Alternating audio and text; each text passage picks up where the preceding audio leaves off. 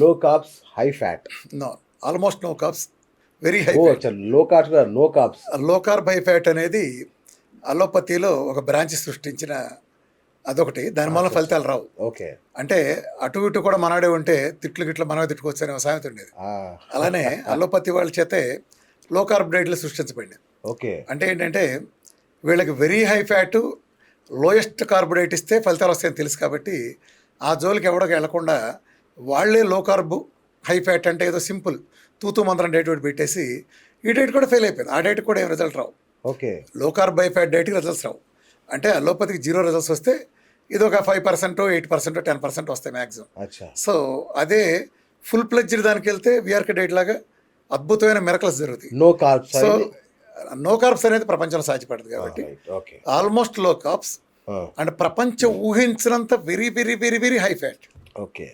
So మీరు ఒక రకంగా చెప్పాలంటే ఈ ప్రపంచంలో 2 డైట్లు ఉన్నాయి ఇప్పటిదాకా, ఎప్పటివరకు. అంటే ఒకటి గ్లూకోజ్ డైట్ అందరూ తినేది, రెండోది కాదంటే కీటోన్ డైట్, ఇది మూడోది PMF diet, protein induced by metabolic fat diet. అది విఆర్కే డైట్ ఒకటే. ఇప్పుడు చాలామంది డౌట్ అడగచ్చు, ఇది ఏంటంటే మీరు కీటో డైట్లు అనేది ఎప్పటి నుంచో ఉన్నాయి కదా అని. నేను వాళ్ళని క్వశ్చన్ అడుగుతాను, కీటో డైట్లు ఎప్పటి నుంచో ఉన్నాయిగా? ఎట్కిన్స్ ఉంది, పాలియో ఉంది, జనరల్ మోటార్స్ ఉంది, 10,000 డైట్స్ ఉన్నాయి. గ్లూకోజ్ కాందాలు కీటో డైట్స్ ఒక్కొక్కటి కనిపెట్టాడు. మరి ప్రపంచంలో డయాబెటీస్ అలాగే ఎందుకు ఉంది?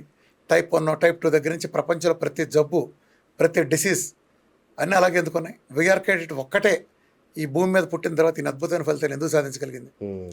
ఎందుకు సాధించగలిగింది అంటే కీటో డైట్లు మిగిలిన వేరు, విఆర్కే డైట్ వేరు. Okay, right.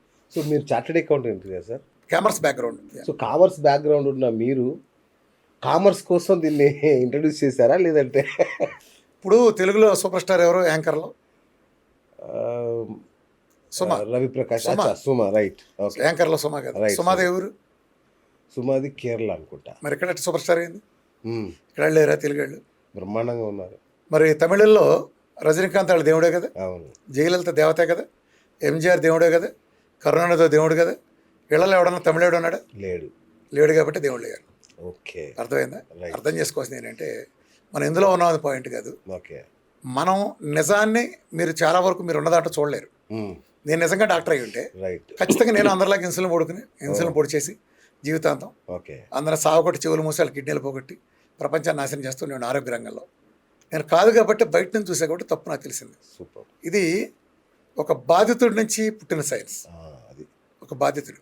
ఇప్పుడు సింపుల్గా అడుగుతాను సరిగ్గా, ఇప్పుడు ఇది మనం మాట్లాడటానికి 10 ఏళ్ల క్రితం నేను మొదలుపెట్టాను. ప్రపంచంలో డయాబెటీస్కి పరిష్కారం లేదు. డయాబెటీస్ వచ్చిందంటే చచ్చే వరకు మందులు వాడాలి. బీపీ అంతే, థైరాయిడ్ అంతే, ఒబేసిటీ అంతే, పరిష్కారం లేదు. నువ్వు అసలు ఇవ్వో, పైగా అవ్వదని సిగ్గు సెర లేకుండా చెప్తావు, మా దగ్గర తగ్గదు అని చెప్తావు. వేరే మార్కులు తగ్గించుకోకూడదా? నువ్వు ఇవ్వనప్పుడు వేరే చేయకూడదా? అంటే నువ్వు ఇస్తే నేను చేయాల్సిన పనే ఉంది. నువ్వు ఇవ్వలేదు కాబట్టి నేను అధ్యయనం చేసుకుని ఇదేంటి వీడు పనికి రాకుండా పోయాడు, ఇంట్లో అమ్మ పెట్టట్లేదు, మరి ఆకలి అవుతుంది, ఏం చేస్తాం? బయటకు వెళ్ళి మనం సంపాదించుకు తినే మార్గం చూసుకోవాలి కదా. సో అలా పుట్టింది ఒక డైట్, విఆర్కే డైట్. 10 ఏళ్ల క్రితం పుట్టింది. అంటే మీ వ్యక్తిగత పరిశోధన ఇది, లేదంటే ఏదైనా ఒక ఉద్యమం చేయాలని చేస్తున్నారు? యాక్చువల్గా నేను నా స్నేహితుడు ఆయన విజయవాడలో ఉంటారు, మీ ఇద్దరం సైకిల్ మీద తిరుగుతా, కృష్ణానది తిరుగుతా, విజయవాడ నుంచి గుంటూరు పాత రైలు సైకిల్ మీద తిరుగుతుండేవాడు. కృష్ణానది ఇటు నుంచి స్విమ్మింగ్ కొట్టేటప్పుడు ఎందుకు చాలా చర్చించుకునేవాడు. తెల్లవారుజాము 3 దగ్గర వెళ్ళే సైకిల్ దొక్కి.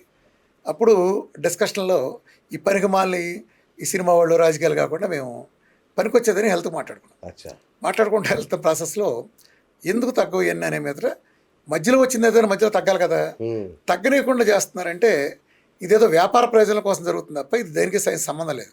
ఇప్పుడు ఒక కారు పెద్ద బాగా చెడిపోయింది, మనం బాగా చేయగలం కదా, అవునా? ర్యాకెట్లు ఎగరేస్తాం కదా, మానవుల ఆకాశంలోకి వెళ్ళి కూడా రిపేర్లు చేస్తాం కదా, నీళ్ళకి వెళ్ళి జలాంతర్గమలు ప్రయోగించేస్తాం కదా. సైన్స్ టెక్నాలజీ అంత డెవలప్ అయింది, సైన్స్ అంత డెవలప్ అయింది. మరి భూమి పుట్టిన డయాబెటీస్ లాంటివి, ఇతర వ్యాధులు, ఒబేసిటీని ఎప్పటికెందుకు తగ్గించలేకపోతున్నాం?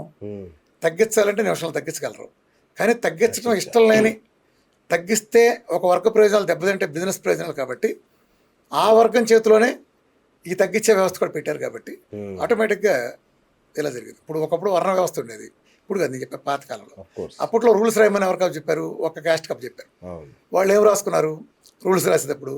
మీరు ఎవరైనా పిల్లిని చంపితే బంగారం పిల్లని చేసి మాకే దానం ఇవ్వండి అన్నారు.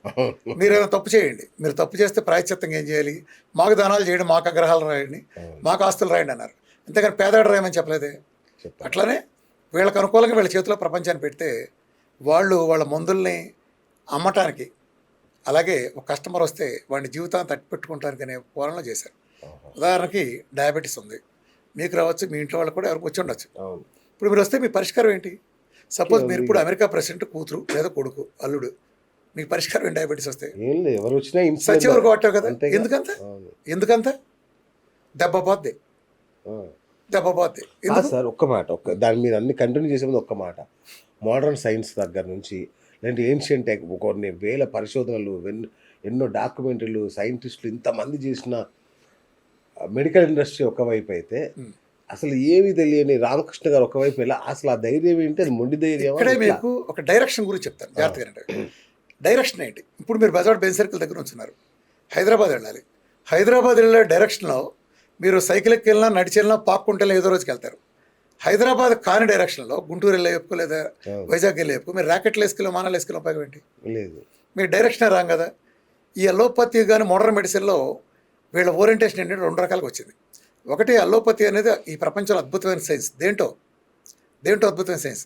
సర్జరీలు చేయటం, లేదా ఇతర ప్రోటోకాల్స్, ల్యాబ్ రిపోర్ట్లు, ఒక డెప్త్కి లోపలికి వెళ్ళి అందులో ఏముంది చెప్పే సైన్స్ పేజీల వరకు బాగానే ఉంది. ఇంత పుస్తకాలు రాస్తారు. చిన్న సెల్, మన కంటికి కనిపించినంత సెల్ గురించి పెద్ద గ్రంథాలు రాస్తారు కదా, రూమ్ అంత గ్రంథాలు రాస్తారు కదా. మరి డయాబెటీస్ తగ్గించలేకపోతున్నారు. అసలు జలుబే తగ్గించలేదు, ఇంత జలుబు లేదు, దగ్గు లేదు, థైరాయిడ్ లేదు. అంటే తగ్గించలేక కాదు, తగ్గిస్తే వాళ్ళు వ్యాపారం నడవదు. ఓకే, ఇప్పుడు మీకే వచ్చిందండి డయాబెటీస్. ఉదాహరణ చెప్తాను. మీరు డయాబెటీస్ దగ్గర వెళ్ళారు, ఆయన ఏమంటాడు? ఆయన మీ రిపోర్ట్లు చూసి మందులు ఇస్తాడు, ఇచ్చి మాకు డైలాగ్ చెప్తాడు. ఆయన ఈ మందులు మీరు జీవితాంతం వాడాలంటాడు. ఎందుకు వాడాలి? వాడాలంటాడు. జీవితాంతం వాడాలంటే మీనింగ్ ఏంటి? జీవితాంతం మీ జబ్బు తగ్గించలేని అసమర్థుడిని ఆయన చెప్తున్నాడా?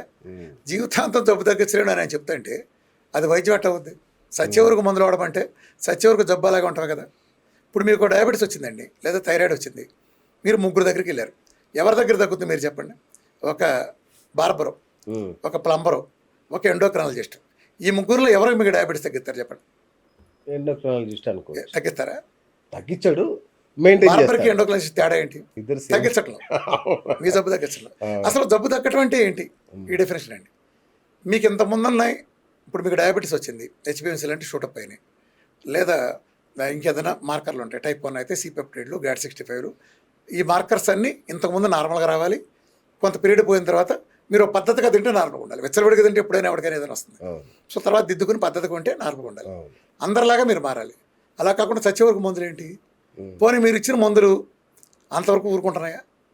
మీరు బీపీకి ఇచ్చిన మందులు, షుగర్కి ఇచ్చిన మందులతో కిడ్నీలు పోయి కళ్ళు పోతున్నాయి కదా. స్టాటిన్లు వేసుకుంటే డైరెక్ట్ 100 రకాల పైన జబ్బులు కొత్తగా వస్తున్నాయి కదా. మీరు అసలు మందులు దేనికి ఇస్తున్నారు? ఉన్న జబ్బు ఇలాగూ తగ్గించదు. పోనీ కొత్త జబ్బు రాకుండా కొత్త జబ్బులకు సృష్టించడానికి ఇచ్చేది. షుగర్కి మందులు వాడినాడికే కిడ్నీలు పోతాయి. దాని పేరు ముద్దుగా డయాబెటిక్ నెఫ్రోపతిని పెట్టారు. షుగర్కి మందులు వాడినాడికి హైదరాబాద్లో కొన్ని వేల కాళ్ళు తెస్తారు రోజు, ఒక్కోదానికి 5 లక్షలు వదిలే. సో దాని పేరు నీకెందుకు? షుగర్ మందులు వాడాడుగా, మరి వాడు కాలు ఎందుకు తెస్తున్నారు? అర్థమైందా? అలా షుగర్కి మందులు ఇస్తే కాదు, వాడికి వేరే జబ్బులు రావాలి. నెఫ్రోపతి కిడ్నీ మార్చాలి, లేదా డయాలసిస్కి వెళ్తే ఇది. సో నీ బీపీకి వాడేవంటే ఖచ్చితంగా గుండె జబ్బు వచ్చేయాలి. ఎవరో ఎందుకు? ప్రపంచంలో గుండె జబ్బులు రావడానికి ప్రధాన కారణాలు వేస్తారు WHO దగ్గర నుంచి, ప్రపంచంలో సంస్థలని. ఈ ప్రపంచంలో హైయెస్ట్ డెత్ కాజ్ ఉంది గుండె జబ్బులు కదా. గుండె జబ్బులు ప్రధాన కారణం అంటే తెలుసా మరణాలకి? First diabetes type 2. ఓకే.